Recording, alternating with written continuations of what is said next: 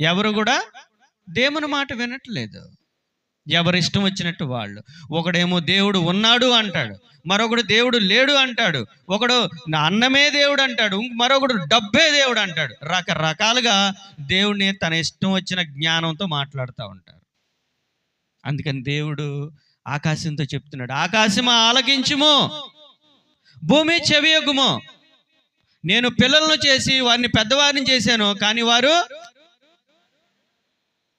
ఆకాశంతో మాట్లాడుతుంటే ఆకాశం వింటుంది, భూమితో చెప్తుంటే భూమి వింటుంది, కానీ పిల్లలు ఎందుకని?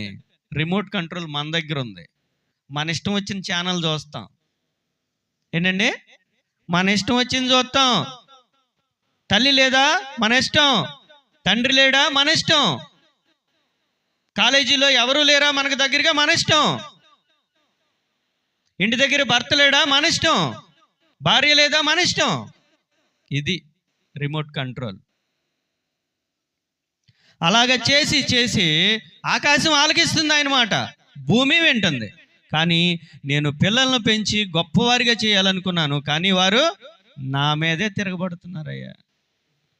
ఎద్దు తన కామాందుని ఎరుగుతుంది, గాడిద తన సొంత వాని దొడ్డి కూడా తెలుస్తుంది. కానీ ఇశ్రాయేలీలకి, ఈ మానవులకి తెలివి లేదు. నన్ను గుర్తించేవారు ఎవరునూ లేరు అని దేవుడు తన ప్రవక్తలతో చెప్పి చెప్పి చెప్పి ఎవరు దేవుని మాట వినట్లా.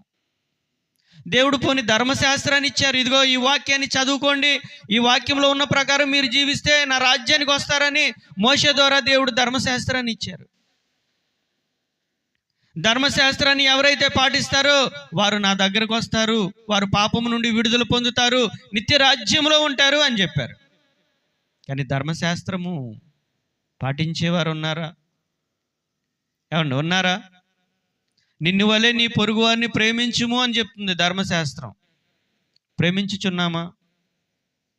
కొంతమంది భార్యలు తమ భర్తలనే ప్రేమించలేరు, కొంతమంది భర్తలు తమ భార్యలనే ప్రేమించలేరు. తల్లిదండ్రులను ప్రేమించలేం, అన్నదమ్ములను ప్రేమించలేం, అక్క చెల్లెలను కూడా ప్రేమించలేం. ఎందుకనంటే మనకు అంత జ్ఞానం ఉంది. ఎంత ఉందండి మన జ్ఞానం? అంత జ్ఞానం ఉంది. కానీ ఆ ధర్మశాస్త్రం ఇచ్చినప్పటికీ కూడా అది మనకు మేలుకరంగా మారలేదు. ధర్మశాస్త్రం మనకు ప్రయోజనకరంగా మారలేదు. ధర్మశాస్త్రము మంచిదే, అది మేలైనదే, మన ప్రయోజనకరమైనదే. కానీ ధర్మశాస్త్రాన్ని మనం పాటించకపోతే ఏమన్నా ఉపయోగం ఉంటుందా? ఉంటుందండి? Exam paper రేపొద్దునే exam